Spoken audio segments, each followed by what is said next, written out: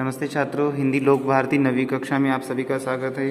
दोस्तों, हमारे सिलेबस में हमने देखा है कि आज तक जो हमारे लेसन्स थे, देखो यहाँ पर 1, 2, 3, 4, 5, 6, 7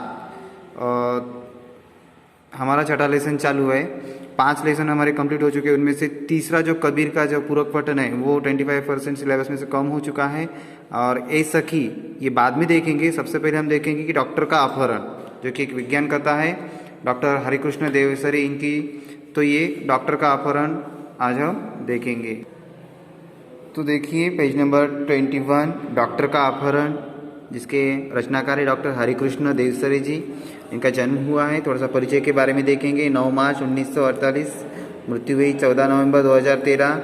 और ये रहने वाले थे इंदिरापुरम, गाजियाबाद, जो कि उत्तर प्रदेश में स्थित है। इनका परिचय थोड़ा सा देखेंगे कि हरिकृष्ण देवसरी जी हिंदी के प्रतिष्ठित बाल साहित्यकार थे। उनकी बाल रचनाएं परंपरा का अन्वेषण करती, बच्चों की जिज्ञासा को उभारने वाली तथा उनकी कल्पनाओं में नूतन रंग भरने वाली है। इनके परिचय के बारे में थोड़ा सा देखेंगे। अब गद्य संबंधी थोड़ा सा देखेंगे कि क्या है आखिर में। ये जो लेसन है उसका जो सार है वो इसमें रहता है, गद्य में रहता है। तो देखेंगे क्या है। विज्ञान कथा, जीवन की किसी घटना का रोचक प्रवाही वर्णन कहानी है। डॉक्टर का अपहरण एक विज्ञान कथा है। ये जो लेसन है वो पूरा एक विज्ञान के आधार पर है। प्रस्तुत कथा के माध्यम से देवसरी जी ने उद्योगों के अंधाधुंध विकास, मशीनों की बढ़ती संख्या, फैलते प्रदूषण, बढ़ती बीमारियां, जलवायु परिवर्तन के कुप्रभावों के प्रति हमें जागरूक किया है। देखो, इन सारी चीज़ों के बारे में यहाँ पर हमें जागरूक किया है। अभी जो देखिए हमने मशीनों की बढ़ती संख्या, फैलते प्रदूषण, ये सारी चीज़ें अभी इस लेसन में हम देखेंगे कि आगे आगे क्या होता है। देखो, so we are going to start our lesson. कुछ महीनों पहले आपने डॉक्टर भटनागर के अचानक लापता हो जाने का समाचार पढ़ा होगा, लेकिन उसके बाद फिर उनके बारे में कुछ भी पता न चला। हुआ यह था कि एक रात को लगभग 2 बजे उनके घर कॉलबेल बज उठी। आदत के अनुसार डॉक्टर भटनागर उठ गए। उनकी पत्नी जाकर भी बिस्तर पर ही पड़ी रही, क्योंकि वह जानती थी कि ऐसा तो रोज ही होता है। देखो, इनके घर में कुछ महीने क्या हुआ, डॉक्टर भटनागर के अचानक लापता हो जाने का समाचार पड़ा होगा, लेकिन उसके बाद फिर उनके बारे में कुछ भी पता न चला। क्या हुआ कि एक रात लगभग 2 बजे उनकी घर की कॉलबेल बज उठी। और कॉलबेल जैसे ही उठी, वैसे आदत के अनुसार डॉक्टर भटनागर उठ गए और उनकी पत्नी जागकर भी बिस्तर पर पड़ी रही, क्योंकि उसको मालूम था कि ये रोज का ही है। जब भी कोई मरीज सीरियस होता तब अस्पताल का चौकीदार उन्हें उठाने आ जाता। अगर किसी को उन्हें घर बुलाकर ले जाना हो तो वह भी आकर उन्हें जगा देता। डॉक्टर भटनागर मरीजों की सेवा करना अपना परम कर्तव्य समझते थे, इसीलिए वह इसका बुरा न मानते, बल्कि सहर्ष चले जाते। जब डॉक्टर है तो पेशेंट कब आए इसका पता नहीं चलता। तो देर रात कभी भी आए तो डॉक्टर साहब क्या करते, उठकर चले जाते। कभी बेल बजती तो कभी खुद पेशेंट के कुछ घर वाले उनको बुलाने आ जाते। तो ये इनका ये कर्तव्य समझते और सहर्ष चले जाते। कोई उन्हें फीस दे या ना दे, इसकी उन्हें कभी चिंता न थी। उसी रात भी वह उठे और गाउन पहने ही दवाइयाँ का बैग उठाकर चले गए। जो कुछ भी क्राउन रहता है पहनने का, गाउन समझो, नाइट सूट समझो, उसी सूट पे वो दवाइयों का बैग उठाकर चले गए। आमतौर से होता यह था कि वह 1-2 घंटे में लौट आते थे, या फिर सवेरा होते होते तो अवश्य ही आ जाते, क्योंकि उन्हें अस्पताल समय से पहुंचने की आदत थी। तो जैसे ही चले जाते वैसे वापस आ जाते। पर क्या हुआ कि 1-2 घंटे में लौट आते या फिर सवेरा होते होते अवश्य आ जाते। परंतु इस दिन क्या हुआ देखेंगे कि किंतु उस दिन जब देर सुबह तक डॉक्टर भटनागर नहीं लौटे तब उनकी पत्नी चिंतित हुई।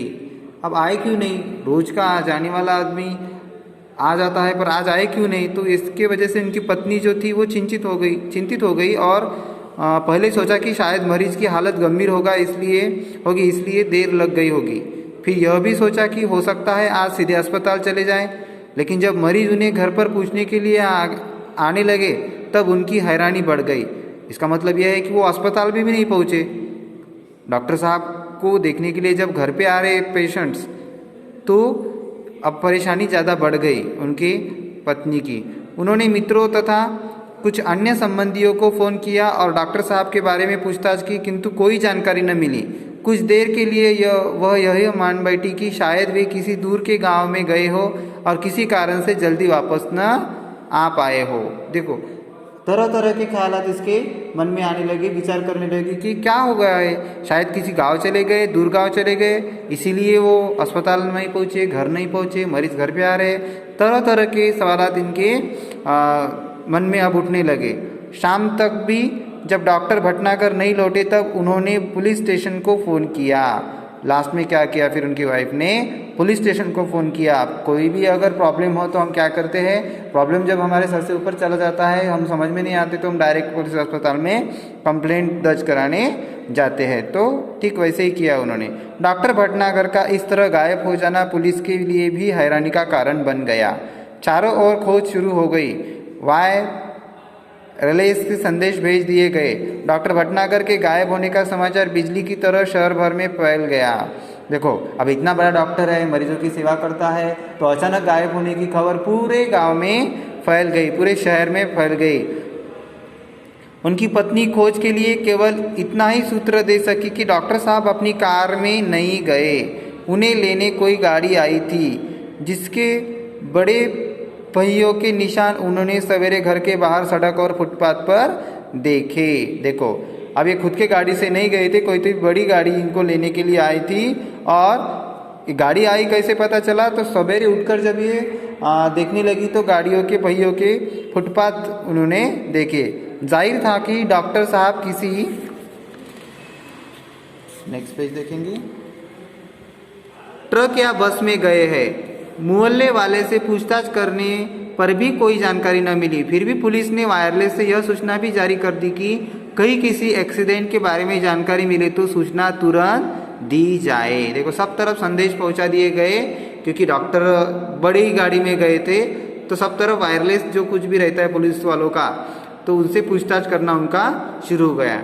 आगे इस लेसन में क्या होता है वह हम दूसरे पार्ट में देखेंगे।